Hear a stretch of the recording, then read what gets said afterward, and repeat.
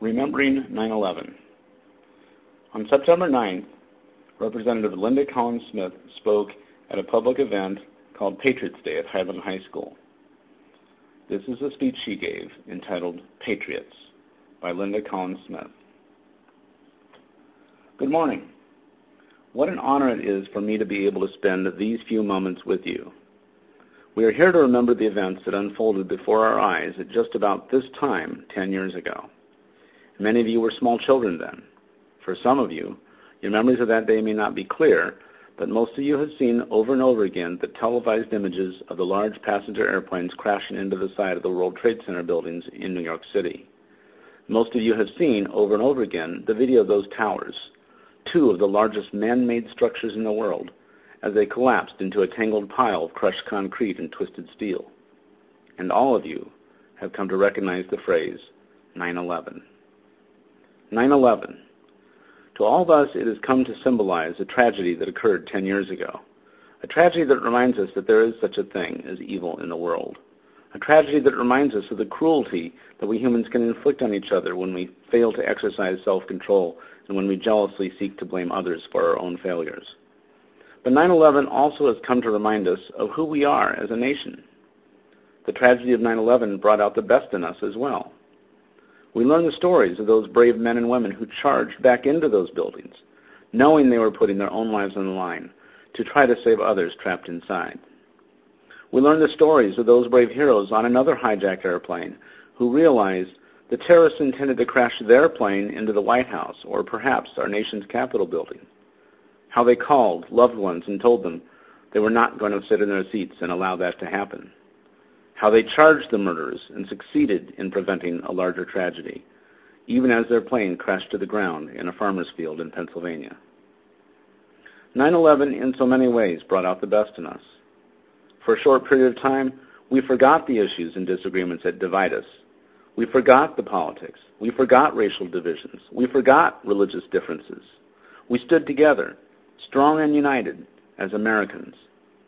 Americans who valued our precious blood-bought freedoms enough to stand together and to give our own lives, if necessary, to protect our homes and country from any and all who would seek to destroy them. This unwavering determination to preserve the liberties that have made our nation great is what we call patriotism. Patriotism is a beautiful word. It is a wonderful thing to be called a patriot. Patriotism is what drove our founding fathers to put their own lives and fortunes on the line to win for us the freedoms that have made our country great. It is what drove Patrick Henry to utter those famous words, "Give me liberty or give me death." It is what drove a ragtag army of farmers and common working people to bring their personal firearms and join together to face down the British Army, which then was the best fighting force in the world.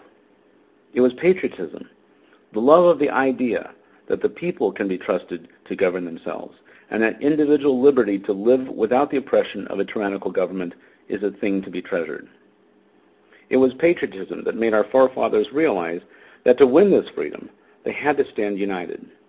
Benjamin Franklin told the other forefathers as they were drafting the Declaration of our Independence, "We must hang together, or we shall all most certainly hang separately." So we are here today to try to keep alive this wonderful thing we call patriotism. Where were you when the events of 9/11 took place 10 years ago? I was walking through the lobby of my hotel and saw guests standing frozen, looking up at the television.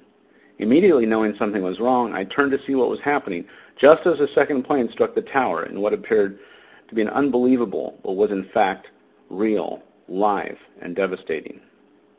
My first comments were, "Thank God we live in rural America," but within minutes, I realized this was about all of us, as people were on their phones trying to find out about loved ones. My staff, hotel workers, joined together and began to pray. A friend came by because she knew I would pray for her husband, who was a ship captain in the harbor in New York City. Within a short period of time, prayers were being raised all across our nation. People could see the tragedies that happened. We could feel the pain of loved ones lost and heroes risking their lives in the destruction. We all felt the pain across our nation. People took a stand. American flags and God Bless America stickers were everywhere. We vowed not to allow the cowards who took the lives of our fellow citizens to win. We were determined to strike back with strength and honor to avenge those lost on American soil.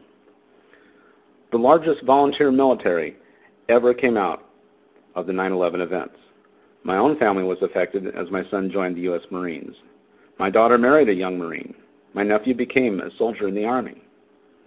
As we went with our family members to the military induction station in Memphis, we saw hundreds of other young men and women choosing to put on the uniforms of the American military. They each had their own reasons for joining, but one central theme stood out. These young people were willing to lay their lives on the line to preserve something greater than themselves, the freedom of other people that they didn't even know. These young people were, and are, patriots. It didn't stop there.